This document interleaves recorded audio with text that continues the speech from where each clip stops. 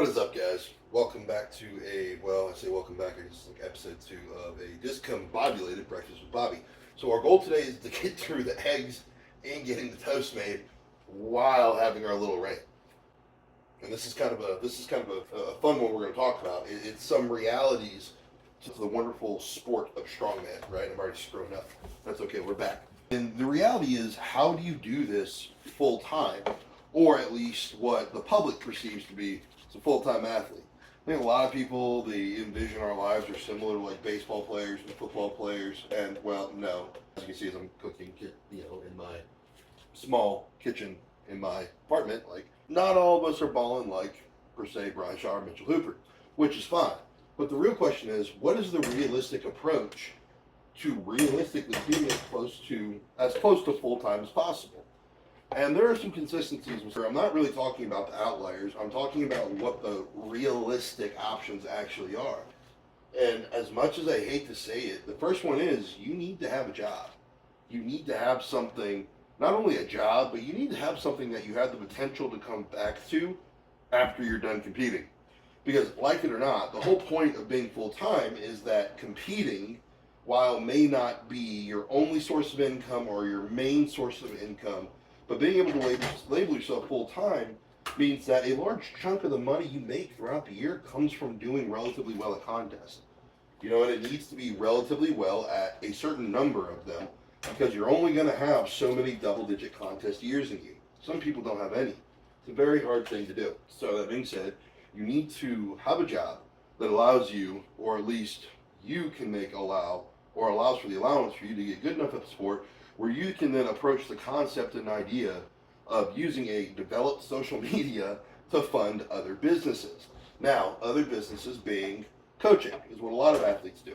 So you get to that point where you have social media, you have a decent following, you have a ambassadorship that hopefully is making a little bit of commissions each month. Now, if they're not paying you money each month, I don't believe they're sponsored.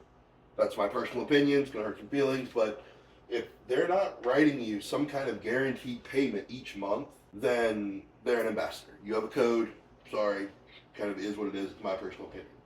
So once you hopefully are at the point to where that's happening based on commission, just every month guaranteed, you can start arguing for the stipend. Once you start arguing for the stipend and you're in positions where that's a realistic thought and you're not going to fail your family, then that's, in my opinion, where you can start going, okay, maybe I need to get a different job that's less hours so I can devote more hours to my social media, training, getting better, kind of early investments that pay differently on the back end, right? And that's what training is, because you're not going to make a paycheck every 2 weeks. I mean, there's some guys out there that have, there are definitely some pros out there who will go months and months without a paycheck.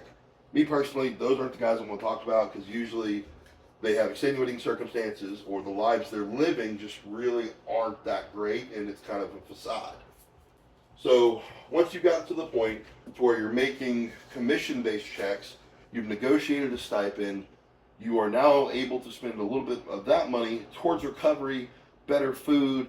Hopefully at that point your social media has expanded. If you're an open guy, hopefully you've won something like the Arnold Amateur, or won OSG, gone and done a Giants live show. Those would be the moments where you're probably 2 or 3 steps away from being able to say, okay, let me monetize just this and see what happens. But even then, there are most guys, Tom Evans, even Mitchell Hooper himself, they have day jobs. They do. Brian Shaw has created several businesses, and with the help of Kerry Shaw, they're the outliers, obviously, the Brian and the Mitchells, but the Mitchell Hoopers, excuse me. But the people who are as close to your 9 to 5, I have to have a 9 to 5 job requirement as possible, your options are kind of limited. You're going to end up having to expand businesses off of some kind of social media popularity that you've established by being good at the sport and not being a douche canoe. Kind of helps. Douche canoe is I guess, in the eyes of the fans. Some people just don't like each other. Kind of is what it is. The point being, if you can establish a good reputation, a decent social media following, you can perform under the lights. Depending on your personality and what your knowledge of business is and how humble you're willing to be, you can potentially do nothing but fitness and strongman and make a decent living for a little while. But those first few years, for me, I hit major podiums, I'd hit major podiums. I was a finalist at World's Strongest Man. I did a lot of things before I said, okay, let me do this. I also had a background in personal training.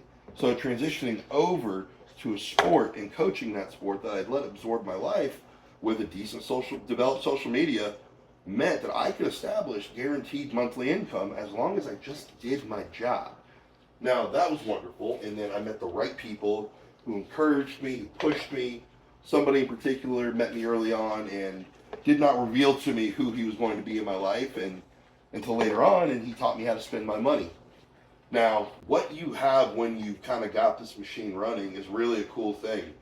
You have this. I can make my breakfast in the morning. I can do all the things I want to do. My life is very busy, though.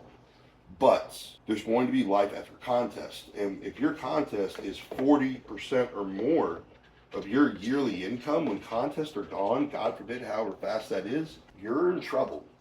You're in a lot of trouble. Like, that's a lot of money that's just gone, and the quality of life you've established, unless you're living well below your means, which most people don't, you're going to get a hammer to the face, quite frankly. That just is what it is. God forbid if you don't know how to pay your taxes. Oh, those are mean. Piece of advice early on by Dion Masters, the original owner of Strongman Corp. Previous owner of Strongman Corp. And that was from her: don't be the guy who gets to be on top for 5 or 6 years, and then when he stops competing, has nothing to show for it. And she listed off some names of guys that had kind of taken that route, and I won't name them.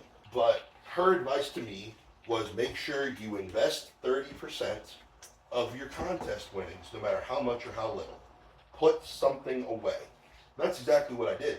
So when I exit Strongman, the money that I have made is going to continue to benefit me through various investments. I'm not bragging. I'm only saying that if you choose to live the life of a racehorse, which is what I did, you have to understand that when a racehorse breaks its leg, nobody knows its name. Once you're out of the races, you're gone. They might remember you, people might say your name, but things are not going to be the way they were. So when that happens, you need to have something to say this amount of time was worth it, even though it came at a cost. If you don't, you'll end up like a lot of pros who went to World's Strongest Man, usually in some kind of debt post World's Strongest Man, or they fall into some level of depression when they have to stop competing. There's a whole lot of negatives assigned with this sport at all levels when somebody who loves it has to stop doing it. And the best way to keep yourself from having to ask that final question of, was this worth it, was make sure you have something in the end to show for it, other than some trophies and some really cool stories. But guys, end rant. Hope it makes sense. Hope it's some insight. Please enjoy the rest of your day. And yeah, actually, we got the eggs almost cooked. We got through toast, like most of the way through toast. Got to use my other air fryer. All right, cool. So next week, we're going to try and get the Greek yogurt weight out.